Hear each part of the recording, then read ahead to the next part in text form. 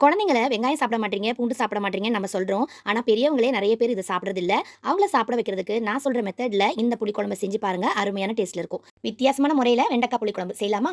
இதுக்கு ஒரு கடாயில ஒரு 2லிருந்து 3 ஸ்பூன் எண்ணெய் ஊத்திக்குங்க. இப்ப இதுல 1/4 ஸ்பூன் மிளகு சேர்த்திருக்கேன். அதே அளவுக்கு ஜீரகம், அதே அளவுக்கு சோம்பு எல்லாமே கொஞ்சம் கொஞ்சம் சேர்த்துக்குங்க. இப்ப இது கூட 3 ஸ்பூன் முழு தனியாவ சேர்த்தாச்சு. இப்ப இதுல சின்ன வெங்காயம் 20 சேர்த்திருக்கேன். ஒரு 15 பல்லு பூண்டு. இப்ப இது எல்லாத்தையுமே நல்லா வதக்கிக்கலாம். நல்லா வதக்குனதுக்கு அப்புறமா இது கூட கொஞ்சமா கருவேப்பிலை சேர்த்துக்கிறேன். சேர்த்துட்டு நல்லா வதக்கிக்குங்க. ஒரு 2 தக்காளி, பெரிய தக்காளி கட் பண்ணி வச்சிருக்கேன். அத இது கூட சேர்த்துட்டு நல்லா மிக்ஸ் பண்ணிக்கலாம். நல்லா வதங்கணும்னு அவசியம் இல்ல. கொஞ்ச நேரம் நீங்க இத மிக்ஸ் பண்ணாலே போதும். இப்ப இதுல ஒரே 1 ஸ்பூன் மஞ்சத்தூள், 4 ஸ்பூன் தனியாத்தூள், மிளகாய் தூள் ஒரு 4 ஸ்பூன் சேர்த்திருக்கேன். நல்ல காரசாரமா இருந்தா இது சாப்பிடுறதுக்கு ரொம்ப நல்லா இருக்கும். இப்ப இத நல்லா வதக்கிக்கலாம். இதோட பச்சை ஸ்மெல் போனதுக்கு அப்புறமா நம்ம அடுப்ப ஆஃப் பண்ணிட்டு இத நல்லா ஆற வச்சுக்கலாம். அவ்வளவுதாங்க. நான் இப்ப அடுப்ப ஆஃப் பண்ணிட்டேன். இப்ப இத ஆற வச்சுக்கலாம்.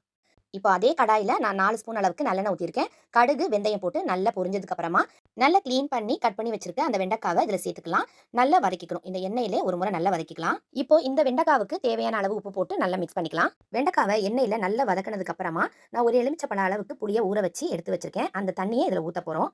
நாம எந்த அளவுக்கு வெண்டைக்காய் போட்டிருக்கோமோ, அது மூழ்குற அளவுக்கு இந்த புளி தண்ணிய ஊத்திட்டு அப்படியே க்ளோஸ் பண்ணி வச்சிடலாம். இது லோ ஃப்ளேம்ல நல்லா வேகட்டும். நல்லா 5 நிமிஷம் கழிச்சு ஓப்பன் பண்ணி பார்த்தீங்கன்னா, சூப்பரா வெந்திருக்கும். வெண்டைக்காய் வெந்திருக்கணும், குழையக்கூடாது. அதனால 5 நிமிஷம் நீங்க லோ ஃப்ளேம்ல வச்சாலே போதும். நம்ம ஏற்கனவே ஆற வச்சிருந்தோம் இல்லையா? அத நல்லா அரைச்சு எடுத்துட்டு வந்துட்டேன். அதையும் இதோட சேர்த்து நல்லா மிக்ஸ் பண்ணிக்கலாம்.